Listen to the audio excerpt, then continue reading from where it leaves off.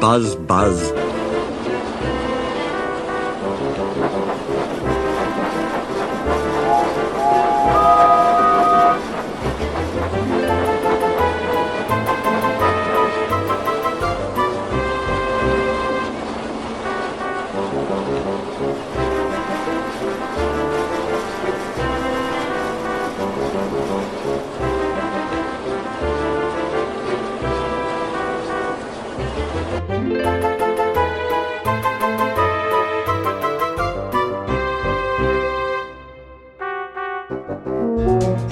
Boko reached the big station and arranged his trucks.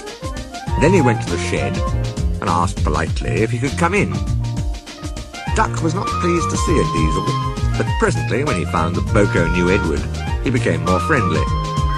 And by the time Boko had told him about Bill and Ben, they were laughing together like old friends. "Have they ever played tricks on you?" asked Boko.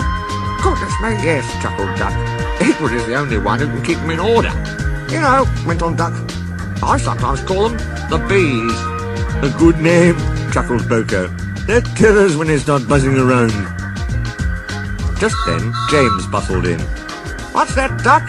Are you terrified of bees? They're only insects after all, so don't let that buzzbox diesel tell you different. His name is Boko, and he didn't "I wouldn't care," interrupted James. "If hundreds were swarming round, I'd just blow smoke and make them buzz off." "Buzz, buzz, buzz," retorted Duck. James retired into a huff. James was to pull the express next morning, and when Duck brought his coaches, the platform was crowded. "Mind your backs, mind your backs!" Two porters were taking a loaded trolley to the front van. Fred drove while Bert walked behind. "Careful, Fred, careful," warned Bert. But Fred was in a hurry and didn't listen. Suddenly an old lady appeared in front. Fred stopped dead, but the luggage slid forward and burst the lid of a large white wooden box. Some bees flew out, and just as James came backing down, they began to explore the station. Someone shouted a warning. The platform cleared like magic. The bees were too sleepy to be cross. They found the empty station cold. James's fireman was trying to couple the train. They buzzed round him hopefully. They wanted him to mend their hides, and they could go back and be warm again. But the fireman didn't understand. He thought they would sting him.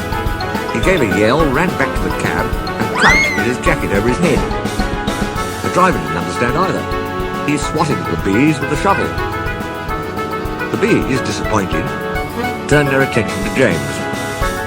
James's boiler was nice and warm. The bees swarmed round it happily. "Buzz off! Buzz off!" he hissed. He made smoke, but the wind blew it away, and the bees stayed. At last, one settled on his hot smoke box. It burnt its feet. The bee thought James had stung it on purpose. It stung James back, right on the nose. Whistled James. He'd had enough. So did his driver and fireman. They started without waiting for the guard's whistle. They didn't notice till too late. They'd left their train behind. In the end, it was Boko who pulled the express. He was worried at first about leaving his trucks, but Duck promised to look after them, and so it was arranged. He managed to gain back some of the lost time, and the fat controller was pleased with him. No one seemed to notice when James came back to the shed. They were talking about a new kind of beehive on wheels. It was red, they said. Then they all said, "Buzz, buzz, buzz," and laughed a lot. James thought that for big mainline engines they were being very silly.